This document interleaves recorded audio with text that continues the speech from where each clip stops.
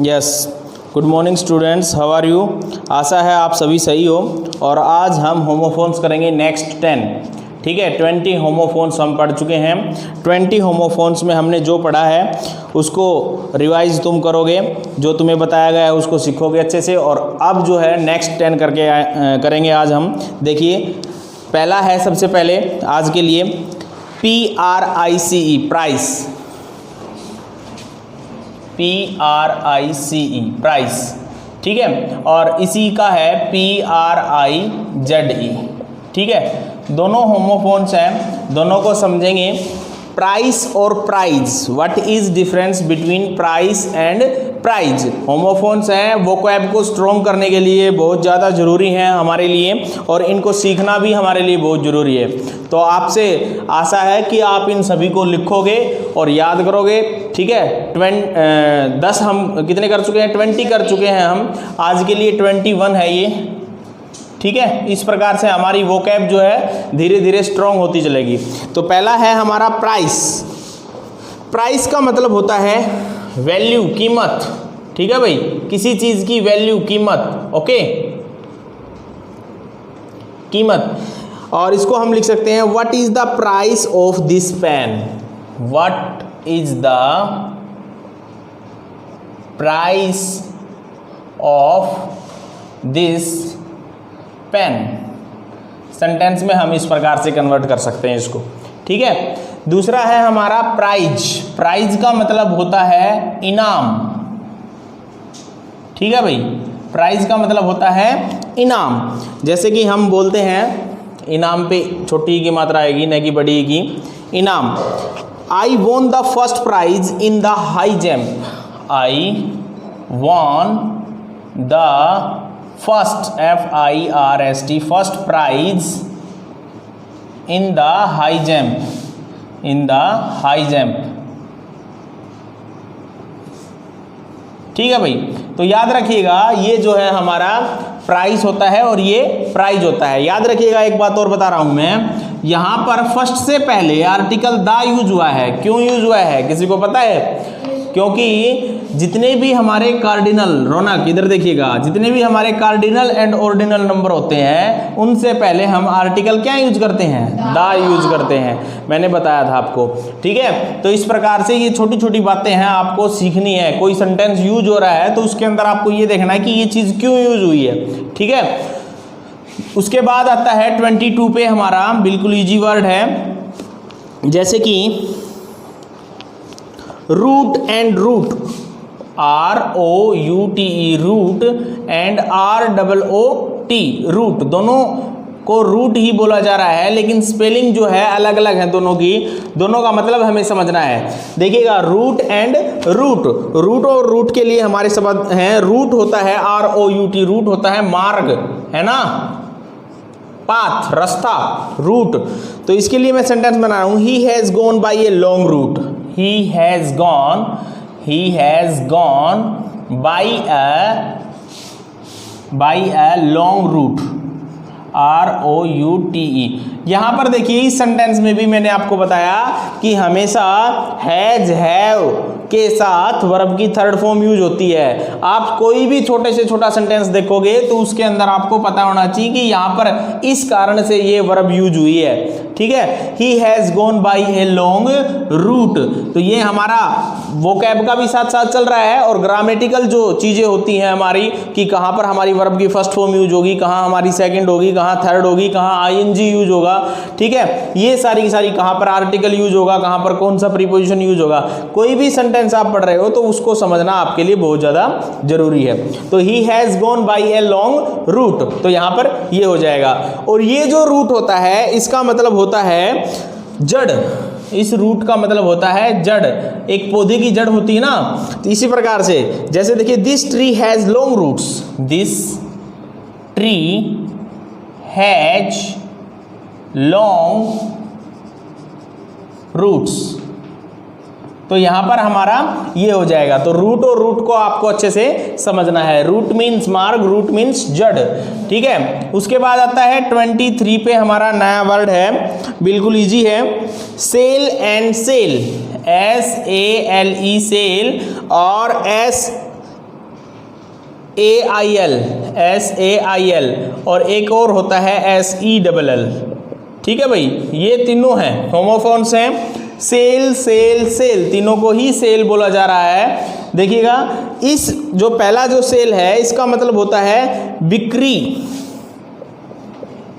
बिक्री। ठीक है, कितनी सेल हुई आज की, है ना, कहते हैं ना कि आपने जो चीज बेची है उसमें आज की कितनी सेल हुई, आज की बिक्री कितनी हुई, तो ये जो है सेल है। This house is for cell, this house is for cell, this house,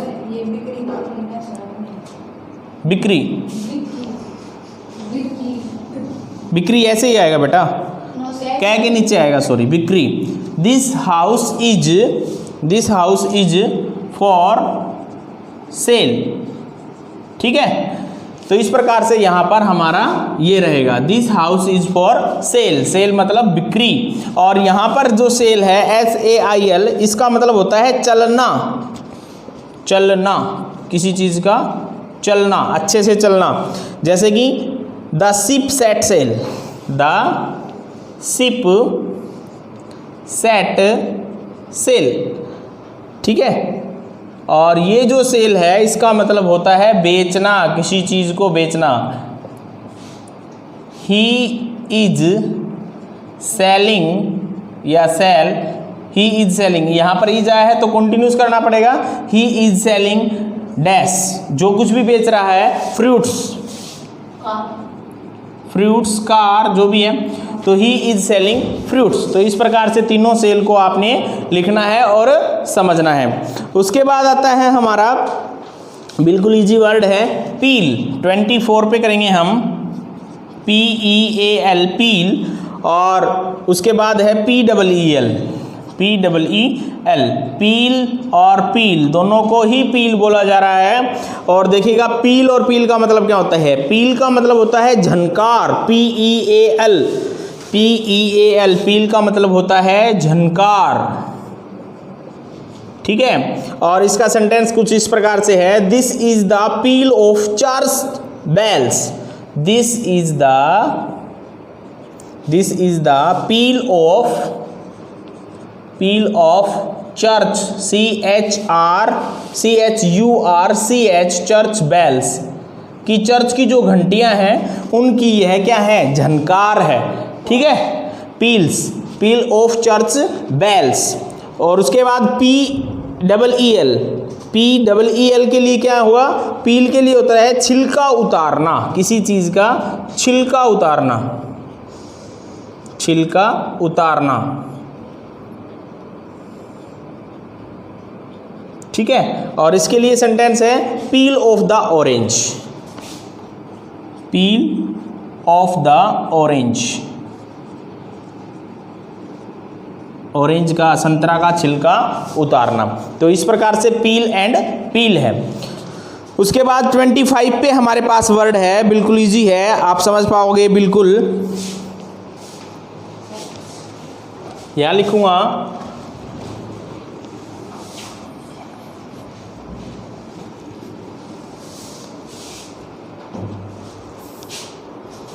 जैसे है SHADE, सेड। 25 है, याद रखिएगा, सेड। और सेड से ही बना दिया है SHADOW, shadow, said and shadow. ठीक है, सेड एंड शैडो, दोनों में क्या फर्क है, सेड एंड शैडो, शेड होती है छाया और शैडो होती है परछाई। ठीक है, ये होती है छाया, शेड, और ये होती है परछाई। ठीक है, और सेंटेंस में आपको अच्छे से समझ में आएगा। देखिए किस प्रकार से बता रहा है, she was sitting in the shade of a tree, she was sitting, SITTING, she was sitting in the shade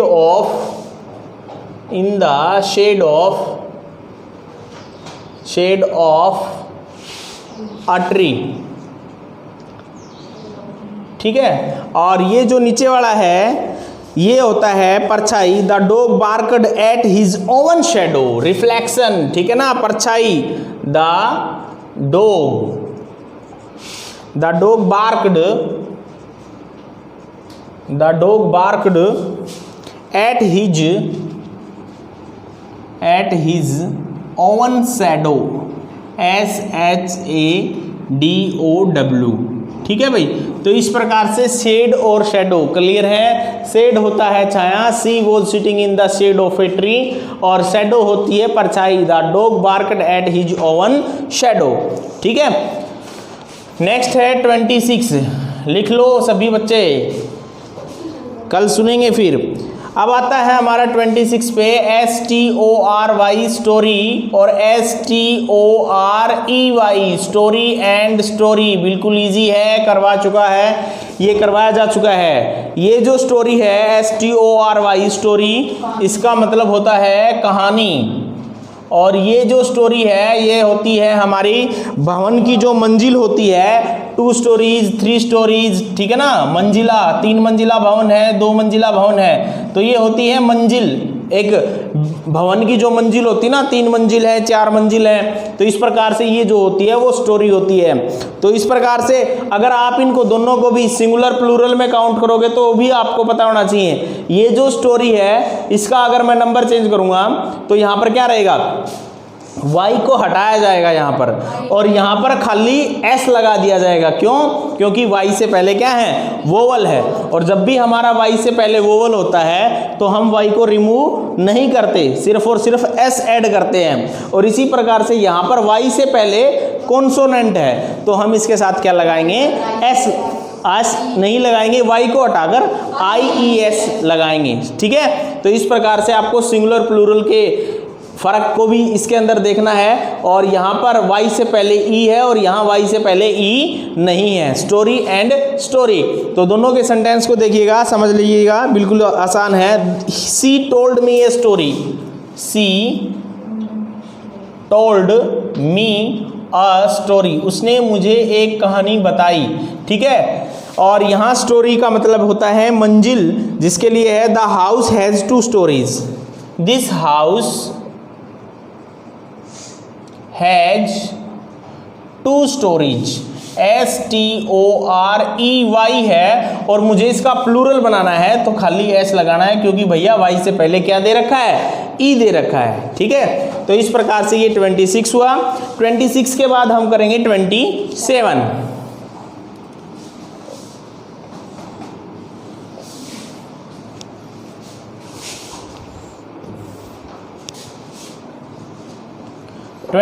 पे करेंगे हम, बिल्कुल इजी है। STATIONARY और STATIONERY दोनों शब्द को स्टेशनरी बोला जाएगा, और इनके अंदर डिफरेंस है एक चीज का, आप समझ पाओगे, बिल्कुल आसान है। एक के अंदर ई दे रखा है, एक के अंदर ए दे रखा है। यहाँ जो स्टेशनरी है यहाँ पर ए लिखा हुआ है और यहाँ पर ई लिखा हुआ है। आपको पता होना चाहिए, जो पेन पेंसिल होती है, पेन PEN होता है ना, तो वो पेन पेंसिल जो है वो हमें स्टेशनरी की दुकान पर मिलती है। तो पेन के अंदर जो ई आता है वो नीचे वाला ई स्टेशनरी, यानी कि इसका मतलब क्या हो गया कि जहाँ पर हमारी जो स्टेशनरी की चीज़ें मिलती हैं, सामग्री की जो चीज़ें मिलती हैं हमें, बुक पेन पेंसिल जो भी हैं, वो स्टेशनरी शॉप होती है। और ये जो स्टेशनरी है इसका मतलब क्या होता है, देखिएगा, इसका मतलब ए वाले का मतलब होता है स्थिर, स्टेशनरी का मतलब होता है यहाँ पर स्थिर, कांस्टेंट, बिल्कुल एक जगह पर रहना किसी चीज़ का। जैसे कि कहता है the sun is stationary, the sun is stationary, यानी कि सन जो है स्थिर है, सूर्य जो है एक जगह स्थित है। सपोज किया गया है यहाँ पर, it is not a universal truth. ठीक है, यानी कि द सन इज, मान लेते हैं the fan is stationary, fan जो है वो कहाँ पर है, स्थिर है, यानी कि चल नहीं रहा हो। ठीक है, ठीक है, तो इस प्रकार से आप यहाँ पर, इसने सन लिख रखा है, सन की भी कोई दिक्कत नहीं आएगी। The sun is STATIONARY, the sun is stationary, यानी कि सूर्य स्थिर है। ठीक है। और इसी प्रकार से यहां पर जो स्टेशनरी है, यहां पर ई लिखा हुआ है और इसका मतलब होता है ये हमारा कौन सा स्टेशनरी है, पेन पेंसिल वाला है। तो इसके सेंटेंस में लिखेंगे हम my brother deals in stationery, कि मेरा भाई जो है वो व्यापार करता है किसके अंदर, इसका मतलब होता है स्टेशनरी का मतलब stationery. My brother deals in stationery, STATIONERY, stationery, की मेरा भाई जो है व्यापार करता है स्टेशनरी में, स्टेशनरी का व्यापार करता है, स्टेशनरी में व्यापार करता है। ठीक है, तो यहां पर क्या रहेगा, स्टेशनरी रहेगा। ओके, उसके बाद आता है 28 पे लिखा गया है 28 के लिए आपके पास बिल्कुल इजी वर्ड है pair and pair, PAIR pair, और उसके बाद नीचे दे रखा है PARE पेयर। दोनों को ही पेयर बोला जाता है, PAIR और PARE पेयर। ऊपर वाला जो पेयर है वो आपने देखा होगा, पढ़ा होगा, इसका मतलब होता है जोड़ा, पेयर जोड़ा, ठीक है ना। और जो नीचे वाला पेयर है इसका मतलब होता है काटना, किसी चीज को काटना, ठीक है ना। तो यहां पर देखिएगा दोनों को लिख रहे हैं हम, she bought a pair of shoes, उसने एक जोड़ी जूते खरीदे। सी बॉट, BOUGHT, याद रखिएगा बाई की सेकंड फॉर्म बनती है बोट, ठीक है ना। बाई BUI बाय, और बाय से क्या बनाया, bought, BOUGHT, buy bought, bought purchase भी खरीदना होता है, ठीक है। तो she bought a pair of shoes, ठीक है, उसने एक जूतों की जोड़ी खरीदी, ठीक है। और ये जो पेयर है इसका मतलब होता है काटना, pare your nails, pare your nails, ठीक है। कट यूर नेल्स भी कर सकते हो और पेयर यूर नेल्स भी कर सकते हो, दोनों सही हैं, याद रखना इस वर्ड को आप। 29 पे आता है हमारा बिल्कुल इजी, 29 पे करेंगे हम टीम और टीम। देखिएगा TEEM टीम, और दूसरा है TEAM, दोनों टीम बोले जाएंगे। पहला जो टीम है इसका मतलब होता है भरा हुआ, भरा हुआ, और जो दूसरा टीम है इसका मतलब होता है एक टीम, ठीक है ना। टीम का मतलब टीम होता है ना, टीम, क्रिकेट टीम, प्लेयर्स की टीम। तो यहां पर देखिए this tank teams in fish, this tank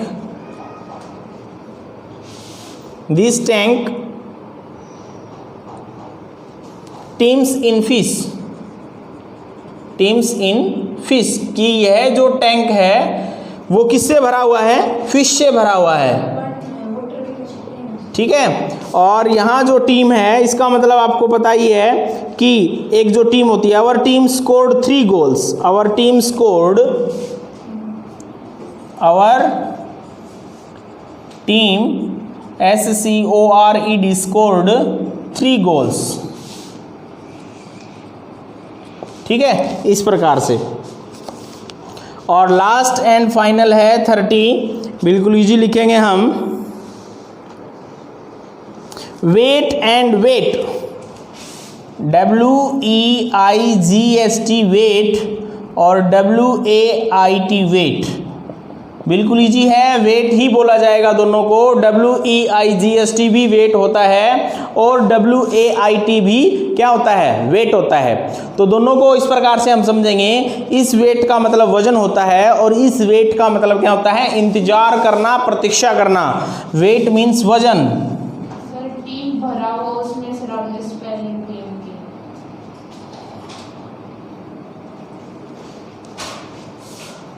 ठीक है। और यहां पर वेट का मतलब हो जाएगा इंतजार करना, इंतजार करना, ओके। तो इस प्रकार से ये वजन होता है और यहां इंतजार करना होता है। तो इनके लिए सेंटेंस लिखे गए हैं बिल्कुल easy, what is your weight, what is your weight, या हाउ मच। वेट का मतलब वजन, व्हाट इज योर वेट, आपका वजन क्या है, कितना है, हाउ मच। ठीक है, तो इस प्रकार से ये भी रह सकता है। और ये सेंटेंस अगर आप बनाना चाहते हो इस प्रकार से, या ये भी लिख सकते हो आप, ही लेफ्ट 100 kg वेट। ठीक है, ही लेफ्ट 100 kg वेट। और यहाँ पर वेट का मतलब इंतजार करना होता है, उसके लिए लिख सकते हो आप wait a minute, wait a minute. ठीक है, तो इस प्रकार से ये हमारे क्या थे, होमोफोन्स थे। आज के लिए ये 10 होमोफोन्स ही काफ़ी हैं। नेक्स्ट वीडियो में हम इन सभी का रिवाइज करेंगे या नेक्स्ट 5 लेकर आएंगे। ठीक है, तो इस प्रकार से अपने होमोफोन्स कम से कम हमें 100 के नियर अबाउट हमें होमोफोन्स करने हैं। उन 100 से हमारे कितने क्लियर हो जाएंगे, 200 क्लियर हो जाएंगे, क्योंकि एक के साथ एक और है, सेड सेड, स्टोरी स्टोरी, और कई जगह तो 3 भी बन रहे हैं हमारे। ठीक है, तो आशा है आप सभी को ये समझ में आया है, और घर पे आपने इन सभी को पढ़ना है, अपनी नोटबुक में लिखना है। Okay, thank you very much, बहुत बहुत धन्यवाद।